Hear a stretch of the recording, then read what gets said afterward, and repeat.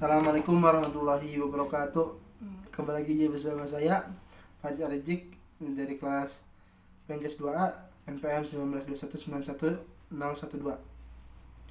Di sini saya akan menjelaskan mengenai proses dan kondisi belajar gerak.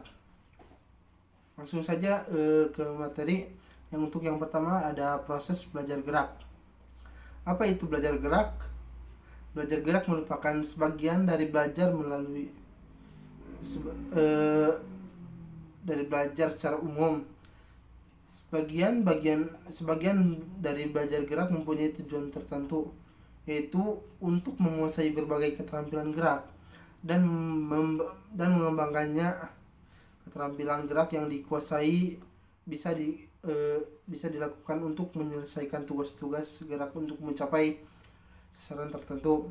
Misalnya di dalam gerak keolahragaan, seorang peserta didik berusaha untuk menguasai keterampilan gerak yang sesuai dengan cabang olahraga tersebut dan memanfaatkannya agar keterampilan gerak tersebut bisa diterapkan di dalam bermain, berlomba, dan juga bertanding pada saat olahraga. Kemudian di dalam berusaha untuk menguasai keterampilan gerak diperlukan juga suatu proses belajar, yaitu proses belajar gerak. Proses belajar gerak pada hakikatnya berbeda dengan proses belajar yang lainnya. Perbedaan yang ada bersumber dari aspek-aspek proses belajar mengajar.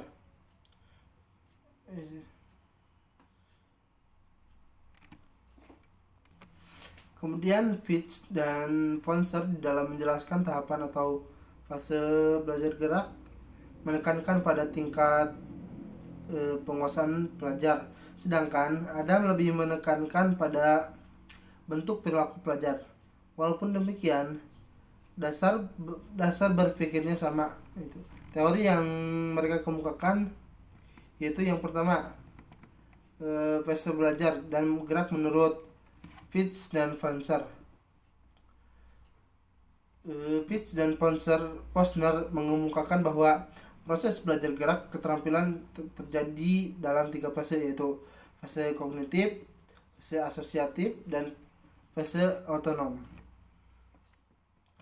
Yang pertama, fase kognitif. Fase kognitif merupakan fase awal dalam belajar gerak. Fase awal ini sering disebut juga fase kognitif karena perkembangan yang menonjol terjadi pada diri pelajar adalah pelajaran menjadi tahu tentang gerakan yang dipelajari, sedangkan penguasaan geraknya sendiri masih belum baik karena masih dalam tahap coba-mencoba. Kemudian yang kedua ada fase asosiatif. Fase asosiatif disebut juga fase menengah. Fase ini ditandai dengan tingkat penguasaan gerakan, di mana pelajar sudah mampu melakukan gerakan-gerakan dalam bentuk rangkaian yang tidak tersendat-sendat pelaksanaannya. Dengan tetap mempraktekkan berulang-ulang, pelaksanaan gerakan semakin efisien, lancar, sesuai dengan keinginannya, dan kesalahan gerakan semakin berkurang. Kemudian yang ketiga, fase otonom. Fase otonom ini bisa dikatakan sebagai fase akhir dalam belajar gerak. Fase ini ditandai dengan tingkah penguasaan gerakan di mana pelajar mampu melakukan gerakan keterampilan secara sistematis. Fase ini dikatakan sebagai fase otonom. Mengapa? Karena pelajar mampu melakukan gerakan keterampilan harus memperhatikan hal-hal selain gerakan yang dilakukan. Hal ini bisa terjadi karena gerakannya sendiri sudah dilakukan secara otomatis. Contoh dari pencapaian fase ini yaitu pada anak yang belajar bersepeda. Setelah mencapai fase otonom, ia mampu mengendarai sepeda dan tidak jatuh, walaupun melakukan dengan sambil menengok ke kanan atau ke kiri. Seperti itu. Kemudian yang kedua, teori yang kedua yaitu fase belajar gerak menurut Adam. Di dalam membahas tentang fase belajar gerak keterampilan, Adam melihatnya dari perilaku yang terjadi daripada pelajar. Ia berpendapat bahwa proses belajar gerak keterampilan dibagi menjadi dua fase, yaitu yang pertama fase gerak verbal dan juga fase gerak. Yang pertama yaitu ada fase gerak verbal.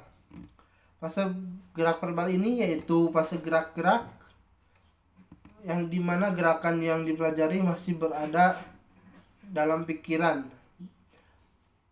Seorang pelajar membayangkan dalam pikirannya mengenai gerakan keterampilan yang dipelajari, memikirkan gerakan yang berarti merangkai gerakan dalam bentuk kata-kata. Kemudian yang kedua ada fase gerak. Fase gerak merupakan kelanjutan dari fase gerak verbal. Pada fase gerak ini karena penguasaan geraknya sudah baik, maka pada saat melakukan gerakan seolah-olah tidak memikirkan lagi gerakan yang sedang dilakukan. Seolah-olah di sini antara aktivitas gerak tubuh dengan aktivitas berpikir bisa dipisahkan. Aktivitas berpikir mengenai gerakan-gerakannya sampai pada kesadaran pemberian komando gerak. Untuk selanjutnya geraknya bisa dilakukan secara otomatis tanpa dinyatakan bahwa tanpa harus memikirkan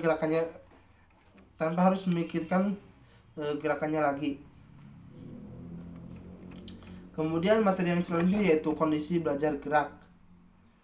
Kondisi belajar gerak merupakan suatu istilah yang digunakan dalam dunia pendidikan yang punya pengertian tertentu. Kata kondisi bisa berarti keadaan atau syarat, sedangkan belajar bisa berarti terjadinya perubahan pembawaan atau kemampuan setelah terjadi proses edukatif. Arti kedua kata tersebut dapat untuk menjelaskan pengertian dari kondisi belajar. Pada umumnya kondisi belajar yaitu suatu keadaan yang diperlukan agar proses belajar bisa berlangsung sesuai dengan tujuan yang hendak dicapai. Keadaan yang diperlukan agar proses belajar terjadi mencakup keadaan yang ada pada diri pelajar dan perlakuan yang dikenakan oleh pelajar.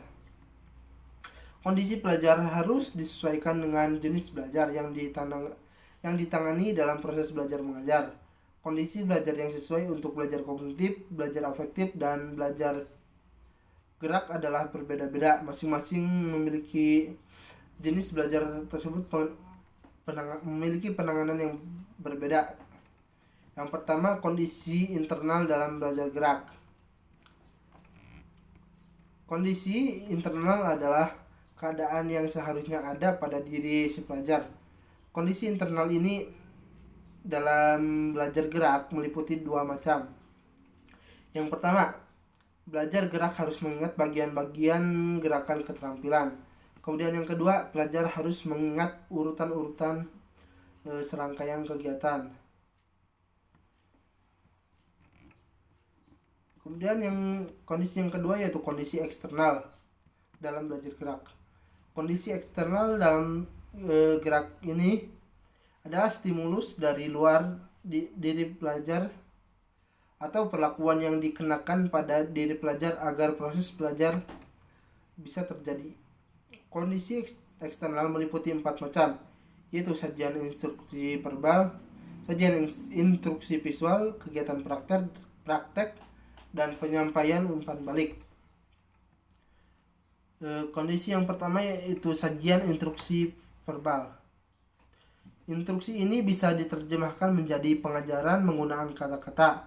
Instruksi verbal dalam belajar gerak merupakan berupa penjelasan mengenai gerakan yang dipelajari. Di sini pelajar memperoleh penjelasan mengenai apa yang harus dilakukan dan bagaimana sebaiknya melakukannya. Kemudian yang kedua yaitu sajian instruksi visual. Instruksi visual yaitu pengajaran di mana materi pelajaran disajikan dalam bentuk sesuatu yang bisa dilihat. Dalam belajar gerak, instruksi visual diberikan dalam bentuk sajian model gerakan atau contoh gerakan. Kemudian yang ketiga ada kegiatan praktek. Salah satu kondisi eksternal dalam belajar gerak yang berbentuk melakukan gerakan yang dipelajari. Gerakan yang dipelajari dilakukan berulang-ulang penguasaan gerakan keterampilan itu bisa meningkat.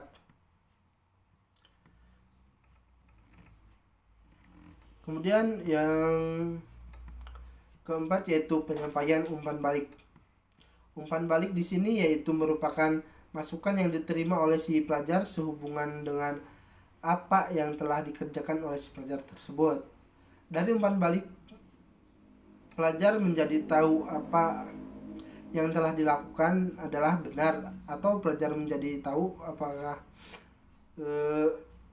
yang ia tahu itu salah. Informasi yang tersimpan melalui umpan balik bisa berasal dari dua macam sumber, yaitu sumber dari dalam diri pribadi, dari diri pelajar sendiri, dan bersumber dari luar diri si pelajar. Umpan balik yang berasal dari diri pelajar sendiri disebut umpan balik internal atau umpan balik intrinsik. Sedangkan umpan balik yang berasal dari luar itu sering disebut umpan balik eksternal atau umpan balik ekstrinsik.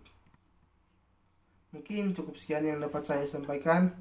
Kurang lebihnya mohon maaf. Assalamualaikum warahmatullahi wabarakatuh.